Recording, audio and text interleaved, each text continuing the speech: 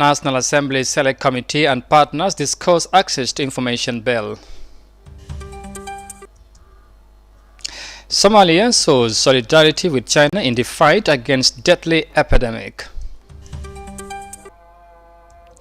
Pura orders GSM operator to fully refund affected customers. These and more stories coming on The World Today.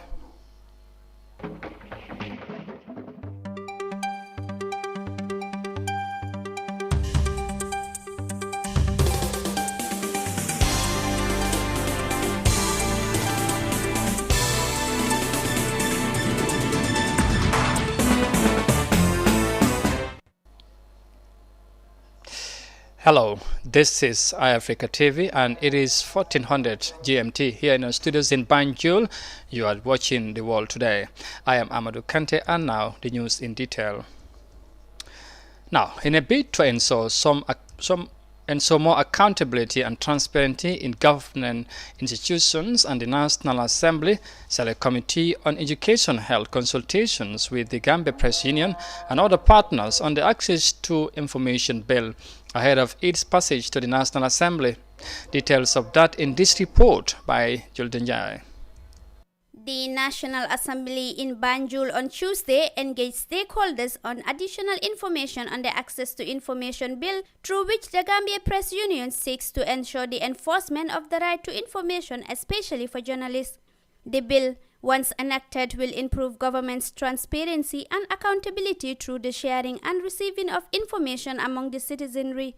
Key partners such as persons with disabilities took part in the plenary session to argue for their rights ahead of its passage to Committee of the Whole House. Mohamed Kurubari, who represented the differently able persons, said that it is the right time for the lawmakers to cater for their needs in terms of access to information. He presented hopes that the new bill will rhyme with the UN Convention on the Rights of Persons with Disabilities in the aspect of languages and accessible media. Because you remember, for example, myself and many other blind and visual impaired don't read these print, written scripts. How do we access information? It's either through braille, either soft copy or electronic copies or tactile. If you go to the deaf and hard of hearing, how do they access information? The information should be available to them in some cases through sign language interpretation. So you can see that there are still restrictions or barriers in terms of accessing information.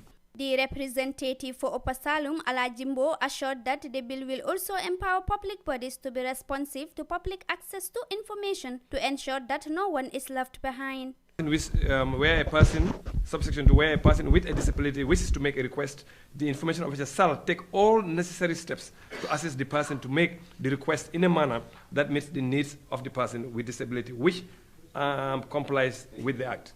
So I think, Mr. Kurbali, we just have to ensure that the entire population, especially the people, know that request. They must give you in a format that can easily be used by people with disability. The Secretary General of the Gambia Press Union, Sekou Jammeh, said the international best practice requires a line ministry to oversee the implementation and coordination of the Act. Informed by research done by the union, he observed that the administration of information affairs is under the affairs of the Attorney General's chambers and not under the Minister for Information as obtained in the Gambia. Now on, the bill will be subjected to general debate, during which members will have opportunity to vote on its general principles and clauses. It will also undergo detailed investigation at committee stage, followed by a report to the National Assembly. For iAfrica News, I am Juldenjai.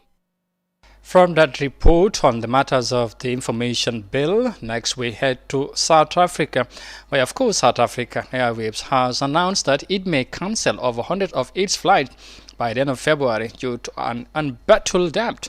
The country's national airline carrier is struggling with debt repayments, with many of its flights already been cancelled. Analysts say the airline has nothing to do but to restructure to find a way to survive. Details of that in this report. The airline has cancelled several flights since mid-January. At the beginning of February, it announced that retrenchments were now unavoidable. The difficulty is that when you've got an ailing airline, with challenges in terms of meeting some of the short-term targets, with huge pressure in terms of debt repayments, tough decisions have to be made. The consequences of that is obviously that SAA will not need all of the staff that they currently have, because they have less routes and obviously less need for different staff in this environment. Some 100 flights will be cancelled by the end of February. One labour union with members at SAA wasn't surprised by the move to cut routes so drastically. We expected a radical restructuring, and stopping loss-making routes is one of the things that was an option on the table. We're not that necessarily fussed about the announcement of the routes that are being stopped. What we are quite angry about, however, is announcing retrenchments without actually announcing your business rescue plan, which means we're basically retrenching as a knee-jerk reaction to cash flow, and that's not the way you're going to save this airline. You're not going to retrench yourself into profit. Analysts see this as a first step in a strategy to save the airline, but they want more details. We've got to find a way where we can support the airline, but at the same time provide a way in which the airline can provide certainty to the market, and also perhaps put a proper plan in place in terms of the long-term sustainability of the airline. All the stakeholders involved in the airline want it to survive. We, from the very start, said an airline like SAA can be saved, but I don't think we were under any illusions that the SAA that emerges from this process would look vastly different than the one we had before. You could not continue with business as usual. That ended up with a 6 billion rand net loss every single year. While solutions are being sought, criticism has been levelled at the business rescue practitioners for the way they've dealt with the unions. Our worry is, in order to enact a turnaround here, you will need all stakeholders to be completely bought in and on board. And sidestepping labour like this means that you're basically setting yourself up for failure. While the business rescue practitioners negotiate that path between what's happening on the politics and what's happening in terms of unions, they seem to have the best interests of the airline at heart. We'll have to see if they get it right, though. From South Africa, we come back home, and of course, because the chairman of the Brikama Area Council, Srifo Sonko, has presented Gambia's report on participatory slum upgrading program during a panel discussions at the 10th World Urban Forum in Abu Dhabi. The 10th World Urban Forum, convened by UN in Habitat, have become the foremost international gathering for exchange of views and experiences on urbanization. They even attracted more than 18,000 participants across the world. Mr. Sonko recalled that the participatory slum upgrading program began in the Gambia, focusing on urban profiling of Banjul and Kanifing municipality, as well as Brikama Area Council in the year 2010. The program projects Gambia's urban populations at 60%, with about 4% urbanization rate. And from that development, next we head out to Zimbabwe, where Zimbabwe's President Emmerson Mnangagwa said his country wouldn't be able to participate in Africa's leaders' plan to shift towards clean energy due to lack of funds. Mr. Mnangagwa told African leaders at the annual African Union AU Summit in Ethiopian capital Addis Ababa that his country largely depends only on its domestic resources. Details of that in this report. These leaders are developing a strategy to see Africa shift towards clean energy. But Zimbabwe says it is unable to do so due to lack of funding. If we had no sanctions, we would speak about attracting investment into the country. But because of the constraints of sanctions on us, we depend on our own domestic resources in the country, and also from the private sector, global private sector, who are not constrained by the sanctions imposed on us. But even for countries which don't face that problem, it is still difficult to attract funding for clean energy projects. The first thing is to really look at the progressive nature of our tax system.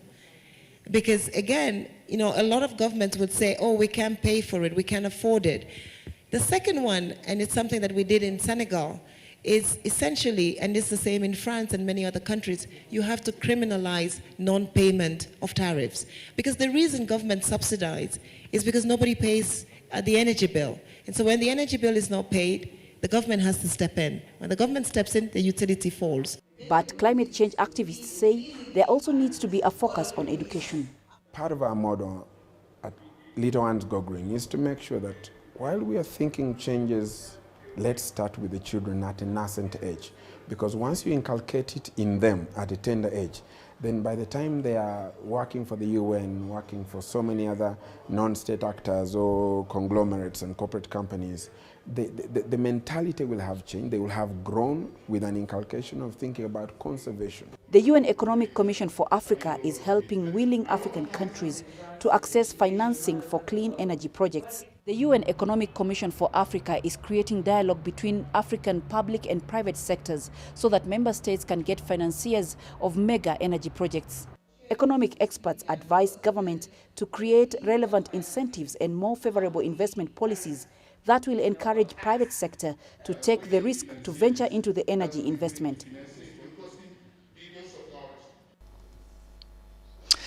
That report there in Zimbabwe will now lead us to the break, and we will come back shortly with the remaining of the story. Stay with us, we'll be right back.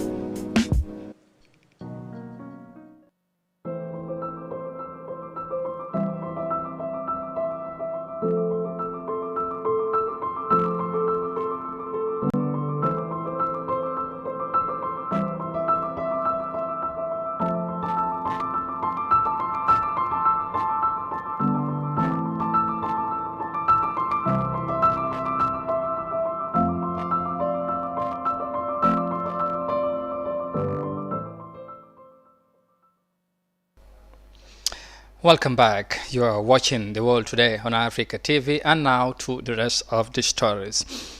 Now, Information Minister Ibrahim Silla said AfriCell GSM companies has reached an agreement with the country's regulatory authority, PURA, for the GSM operator to fully refund customers who complain of being affected on its unlimited 4G data bundle.